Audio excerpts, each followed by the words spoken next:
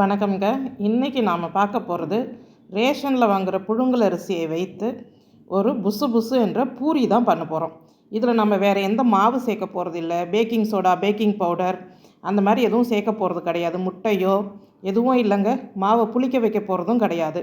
ஆனால் பாருங்கள், பூரி எப்படி நல்லா ஃப்ளஃபியாக வந்திருக்குதுன்னு. வாங்க எப்படி செய்கிறதுன்னு பார்க்கலாம். Hello viewers, welcome to காப்பியாஸ் village kitchen. இப்போ பாருங்கள், நான் ஒரு ஆழாக்கு ரேஷன் புழுங்கல் அரிசி எடுத்துருக்கிறேன்.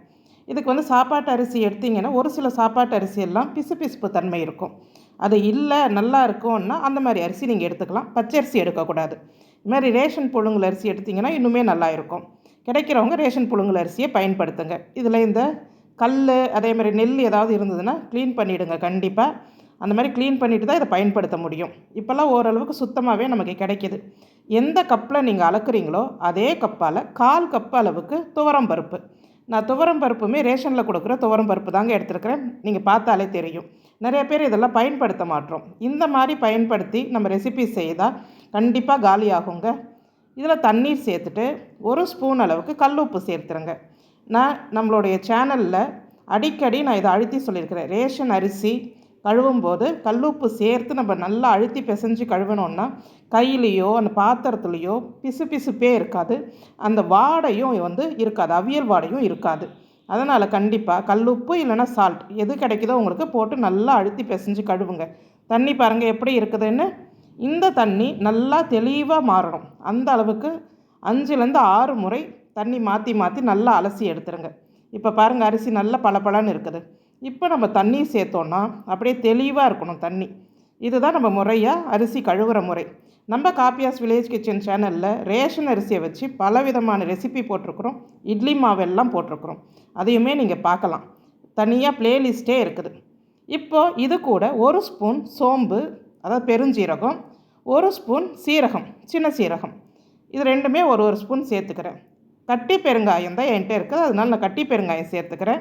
அப்படியே தண்ணியிலே நல்லா ஊற நல்ல மணமாக இருக்கும். நீங்கள் பெருங்காயத்தூள் வச்சுருந்தீங்கன்னா கடைசியாக மாவு அரைக்கும் போது நம்ம சேர்த்துக்கலாம்.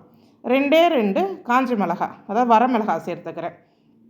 உங்களுக்கு வரமிளகாய் ஒத்துக்காது, வேண்டாம் அப்படின்னு நினைக்கிறவங்க 1/2 ஸ்பூன் மிளகு சேர்த்து ஊற வச்சுக்கோங்க. இதெல்லாம் நம்ம சேர்த்து ஊற வச்சிட்டோன்னா அந்த மாவு அரைக்கும் போது நல்ல கமகமன் மணமாக இருக்கும். அதனால் நான் சேர்த்தே ஊற வச்சுட்டேன். இப்போ பாருங்கள், ஒரு 4லேருந்து 5 மணி நேரம் தாராளமாக ஊற வைக்கலாங்க. நான் ஒரு 4 மணி நேரம் ஊற வச்சுருக்கிறேன். இப்போ பாருங்கள், தண்ணியெல்லாம் ஓரளவுக்கு இழுத்துருச்சு. நமக்கு மிஞ்சி போனால் ஒரு 2-3 ஸ்பூன் தண்ணி தான் இருக்கும். நல்லா ஊறிடுச்சு அரிசி பருப்பெல்லாம். இப்போ நாம் மிக்சி ஜாரில் சேர்த்துடலாம். இதில் நிறைய தண்ணியோட மிக்சி ஜாரில் சேர்த்துறாதீங்க. ஓரளவுக்கு தண்ணியை வடிச்சிட்டு மிக்சி ஜாரில் சேருங்க. தேவைப்பட்டுச்சுன்னா உங்களுக்கு 2 ஸ்பூன் 3 ஸ்பூன் தண்ணியை சேர்த்து அரைச்சிக்கலாம். நீங்கள் ரொம்ப தண்ணி சேர்த்து அரைக்கக்கூடாது. மாவு பாருங்கள் எந்த பதத்தில் இருக்குதுன்னு. இப்படி கையில் எடுத்தால் நமக்கு இப்படி உருட்டை வரணும். இந்த பக்குவத்தில் லைட்டாக குறைன்னு அரைச்சிக்கோங்க. ரொம்ப நைஸாக அரைக்க வேண்டாம். இல்லை எனக்கு மாவு கொஞ்சம் நீர்த்த மாதிரி ஆயிடுச்சு, நான் என்ன பண்ணுறது அப்படின்னு நினச்சிங்கன்னா கடலை மாவு இருந்துச்சுன்னா ஒரு 3-4 ஸ்பூன் கடலை மாவு சேர்த்துக்கலாம் நீங்கள். இப்போ இந்த மாவுக்கு தேவையான உப்பு சேர்த்துருங்க. சேர்த்து நல்லா மிக்ஸ் பண்ணிவிடுங்க. இதில் பேக்கிங் சோடாவோ பேக்கிங் பவுடரோ எதுவுமே நாம் சேர்க்கக்கூடாதுங்க. வெறும் உப்பு மட்டுமே சேர்த்து மிக்ஸ் பண்ணிடணும். அவ்வளோதாங்க. ஏற்கனவே நம்ம சோம்பு, சீரகம், மிளகாய் எல்லாம் சேர்த்து அரைச்சதுனால பெருங்காயமும் நல்லா ஊறினதுனால அப்படியே ஒரு கமகமன்னு இருந்துச்சு. இப்போ நமக்கு மாவு ரெடி ஆயிடுச்சு. இப்போ பாருங்கள், மாவு இந்த அளவுக்கு பதமாக இருக்கணும். மாவு நான் பாருங்கள் லைட்டாக குறைன்னு தான் அரைச்சிருக்கேன். ரொம்ப குறைன்னு அரைச்சிடக்கூடாது. இப்போ எப்படி தட்டுறதுன்னு பார்க்கலாம். இப்போ இந்த மாதிரி ஒரு காட்டன் துணி எடுத்துக்கோங்க. ரேஷனில் கொடுக்குற வேட்டி துணி நமக்கு இந்த மாதிரி இடியாப்பம் அவிக்க, இந்த மாதிரி வேடு கட்டை இதுக்கெல்லாம் நல்லா உதவும். நான் எப்போவுமே அந்த மாதிரி தான் கட் பண்ணி யூஸ் பண்ணிப்பேன் தண்ணி வடிகட்டுறதுக்கெல்லாம். அதே மாதிரி ஒரு துணியை கட் பண்ணி எடுத்துக்கோங்க. அலசிட்டு நல்லா தண்ணியை புழிஞ்சிட்டு கொஞ்சம் நேரம் உணர்த்திடுங்க துணியை. அதுக்கப்புறமா அந்த துணியை விரிச்சிட்டு ஒரு பகுதியில் உருண்டையை எடுத்து வச்சு அந்த துணியை மேலே க்ளோஸ் பண்ணிவிடுங்க. இந்த மாதிரி ஃப்ளாட் பாட்டமாக இருக்கக்கூடிய ஒரு கப்பு, டம்ளர் ஏதோ ஒன்று உங்கள் சைஸ்க்கு எது தேவையோ அந்த மாதிரி வச்சு ஒரே ஒரு அழுத்தினீங்கன்னா போதுங்க. கரெக்டாக அந்த ஷேப் வந்துடும் நமக்கு. அந்த முனையில் அந்த 4 விரலில் நமக்கு அந்த மாவு வர்ற மாதிரி எடுத்துக்கோங்க கையில். அப்போ தான் எண்ணெயில் நீங்கள் போடும் போது கரெக்டாக இருக்கும். அதே மாதிரி பிகினர்ஸாக இருந்தால் எண்ணெயில் போடும் போது ரொம்ப கேர்ஃபுல்லாக போடுங்க. அவசரப்பட்டிங்கன்னா எண்ணெய் தெறிக்கும். அதனால் இதை கொஞ்சம் கேர்ஃபுல்லாக தான் போடணும். இதே மாதிரி பாருங்கள், நான் வச்சு செய்து காட்டுறேன் இன்னொரு முறையும். ஸோ ஒரு முறைக்கு 2 முறை பார்த்தா நமக்கே ஈஸியாக தெரிஞ்சிடும். அது பாருங்கள், ஏன் இந்த துணியை வச்சு மூடுறோம், நாம் ஏன் கவர் யூஸ் பண்ணக்கூடாதா அப்படின்னு கேட்பீங்க. இல்லை வாழை இலை யூஸ் பண்ணக்கூடாதான்னு.